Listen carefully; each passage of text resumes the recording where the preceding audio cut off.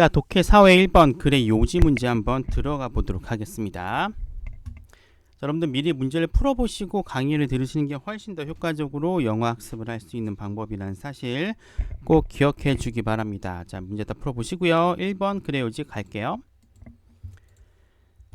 자, 기후변화, climate change 굉장히 이슈가 되는 주제죠. 한 이 주제가 10년 동안 이슈가 되어 왔습니다.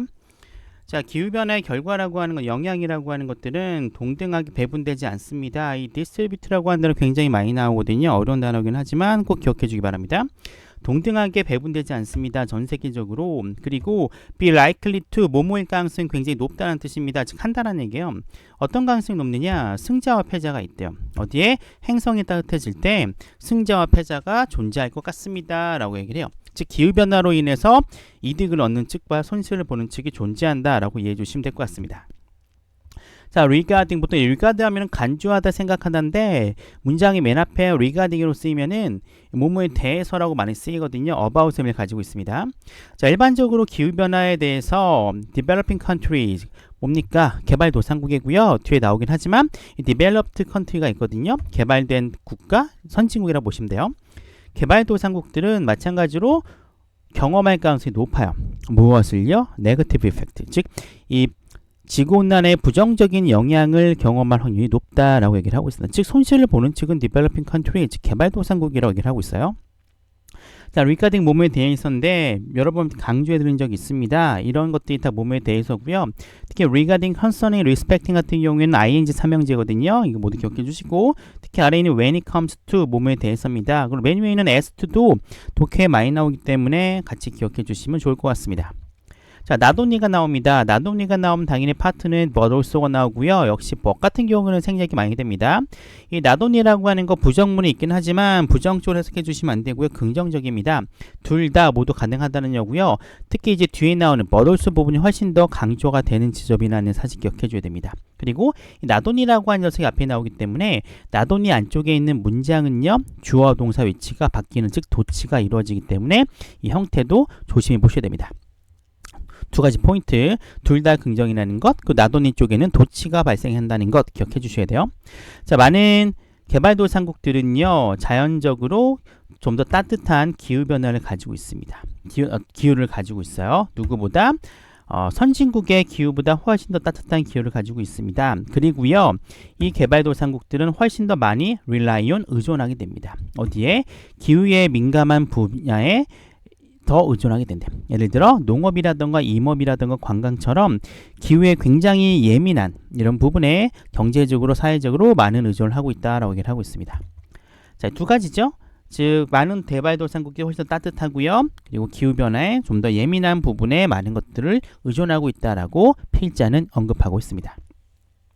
자, 온도라고 하는 게 더 올라감에 따라 아프리카와 같은 지역들은요, 페이스, 뭐에 직면하게 되느냐?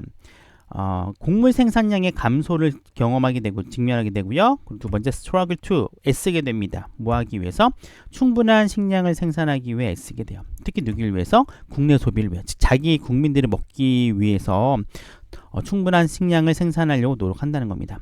자, 반면에 그들의 주된 수출품은요, 그 양적으로 떨어지게 돼요. 왜냐하면 국내 소비가 더 중시하게 되니까 그들의 외화벌이의 수단이 되는 수출량이 줄어들게 됩니다. 그러면 어떻게 돼요? 경제적으로 곤란한 상황을 겪게 되겠죠. 자, 기후변화가 올라가면은 곡물 생산량이 줄어들게 돼요. 일단 먹고 살아야 되기 때문에 수출을 하지 않고 국내 소비로 돌리게 됩니다. 수출이 되지 않기 때문에 외화벌이가 안 돼요. 그럼 국가 경제가 안 좋아지겠죠. 자, 이러한 결과라고 하더는 make worse, 더 악화됩니다. be made worse 돼 있어요. 자, 이러한 지역계는 훨씬 더 악화되고 있어요. 만약 선진국들이 make up for, 보충할 수 있다면 말이에요. 무엇을? 식량 생산, 농업 생산에 있어서의 이 감소를 보충할 수 있다면 무엇을 가지고? 새로운 자원을 가지고 농업 생산의 감소를 보충할 수 있다면, 특히 잠재적으로 그들 자신의 국내 경제로부터 다른 자원은 있겠죠. 이런 것들로 가지고 농업 생산량의 감소를 만회할 수 있다면, 그리고 그들의 땅이라고 하는 게 훨씬 더 적합해지게 되는 거죠. 곡물을 키우는 데 있어 그들의 땅이 적합해짐에 따라 그들의 국내 경제 상황으로부터 잠재적으로 새로운 어떤 자원을 통해 가지고 농업 생산량의 감소를 만회할 수 있다면 이러한 효과는 이들 지역에 비해서 훨씬 더 악화됩니다. 왜냐하면은 이 농업 쪽 같은 경우, 아프리카 같은 경우에는 자기 먹고 사는데 더 신경을 써야 되기 때문에 식량 생산이 수출이 안 되잖아요. 근데 마찬가지로 기후변화 때문에 선진국들도 이와 같은 상황이 발생하긴 하지만 이들은 대체할 가능성이 있다는 거죠. 대체해서 다른 어떤 소비품을 가지고 생산할 수 있기 때문에 혹은 수출할 수 있기 때문에 경제적으로 곤란함이 더 적어지겠죠. 그럼 당연히 이와 같은 상황에서 전체적으로 봤을 때 개발도상국의 위치가 흔들리게 되므로 선진국들에 비해서 개발도상국의 피해가 더 크다라고 생각해 주시면 될 것 같습니다. 자, 이런 내용이 나오고 있어요. 그렇죠? 아프리카 같은 지역들은 다 악화되지만 선진국들 같은 경우는 대체품이 가능하기 때문에 그렇게 큰 타격을 받지 않는다라고 얘기를 하고 있어요. 자, 그래 요지입니다. 자, 1번 지구온난화가 개발도상국에 더 부정적 영향을 미칠 수 있다. 딩동등 1번이 정답이 되겠죠. 2번부터 5번까지는 언급이 되지 않았습니다. 1번 아니고요. 환경 친화적 기술 언급된 적이 없고요. 농지 활용도 언급된 적이 없고요. 선진국의 기술 지원 언급된 적이 없습니다. 정답은 1번이 되겠습니다.